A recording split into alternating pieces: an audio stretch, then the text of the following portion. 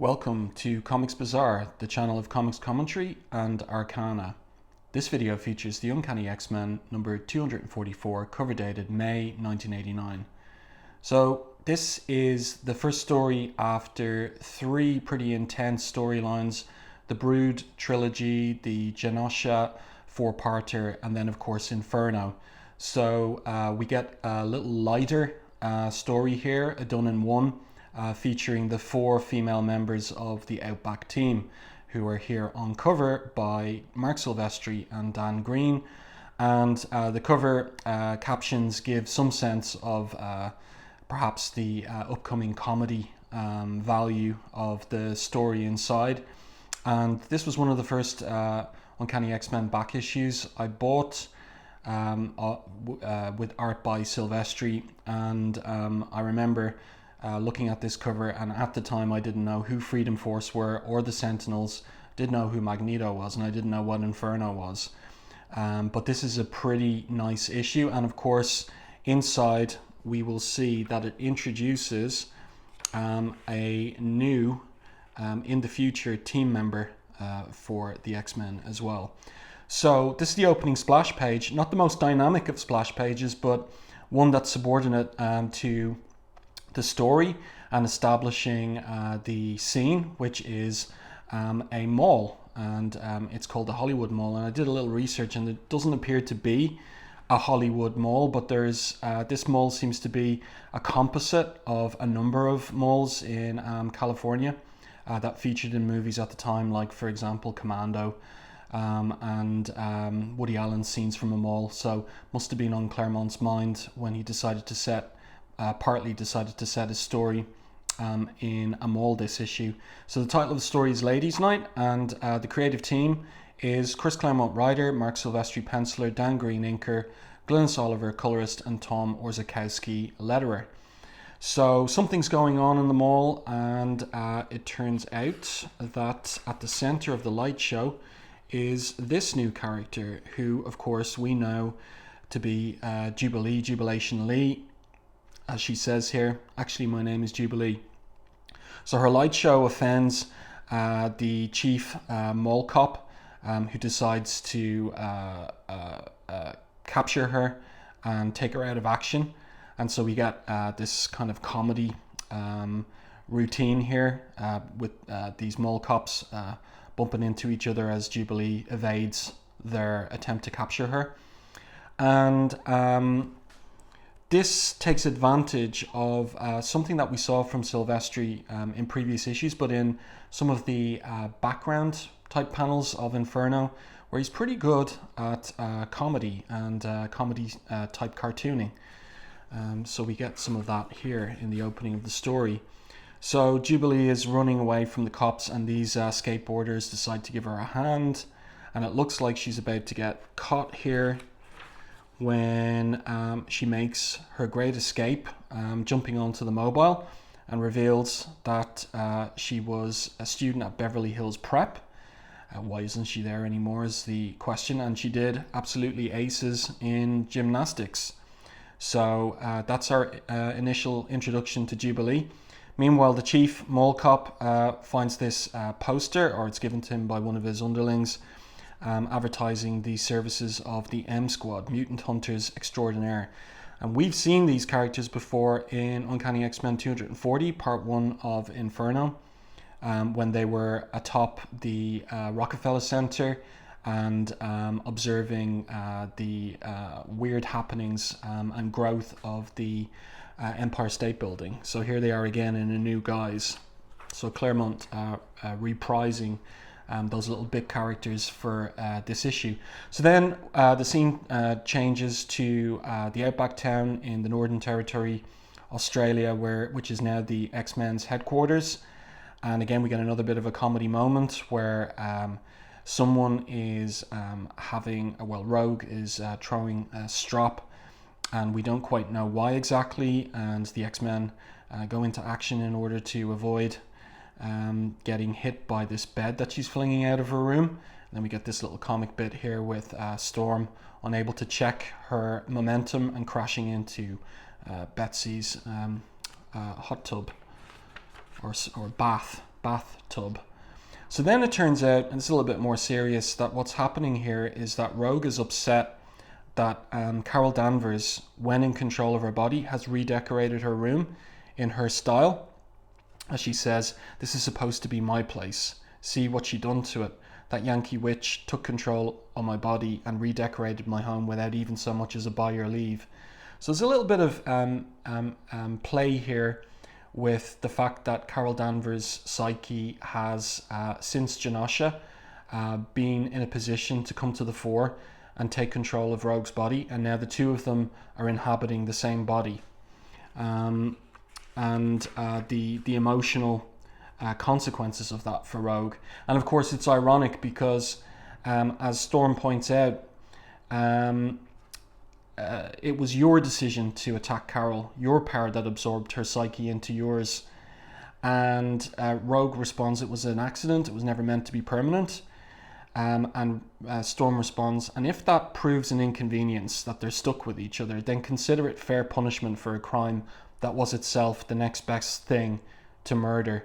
So this is a little serious moment in this otherwise comic humorous issue. So Rogue is deeply upset and calls back to the frosty welcome she received in Uncanny X-Men 171 when she turned up at Xavier's looking for help because of her absorption of Carol Danvers and her inability to control her power and so on and so forth. And so she decides to leave, as she says here, at last the truth comes out. "You've never forgiven me for that, have you?" But just as she's leaving in anger, we get this moment where she stops, and it turns out that Carol has once again taken control. And here again we see this device where Glynis Oliver comes into play, that when Carol Danvers is in control, Rogue's eye color changes from green to blue. So a nice little visual device to confirm who is top psyche in the body. So what happens then is Allison steps in and decides that they aren't living properly there in the outback. Too much emotional drama, not enough downtime, not enough fun. So she suggests that they be footloose and fancy free and go shopping. So then we switch back to the mall, and of course we know that this is where they are ultimately going to end up shopping, and the arrival of the M Squad. So here they are with this fancy equipment, and again, just as they were in issue 240, they're a kind of parody of the Ghostbusters from the 80s. And just as they arrive, the women arrive also via Gateway's portal. So their arrival is not unnoticed. In particular, Jubilee, hiding out from the mall cops, spies them walking, as it seems, straight out of a wall, and she decides to follow them. And so what happens is Ali takes them to a hairdresser's where they get new hairdos, and then she takes them clothes shopping, and also they get makeup for Storm. So we've got like a comic moment here with Storm, who has no real experience of getting made up like that. And then we have Carol, of course, choosing a dress that she says, if Rogue doesn't slaughter me for the haircut, she's sure to for the dress. And then we have Elizabeth wearing this kind of, what is it, tiger print cocktail dress.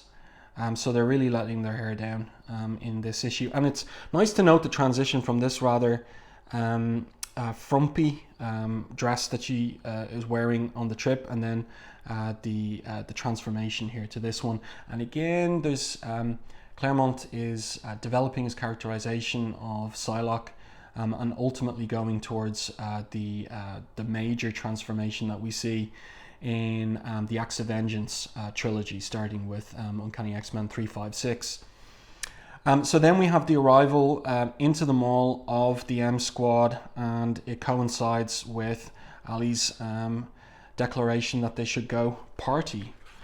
So they make their way into a club in the mall called Hot Bods, and they find themselves seated at the front in front of this kind of Chippendale type dancer, which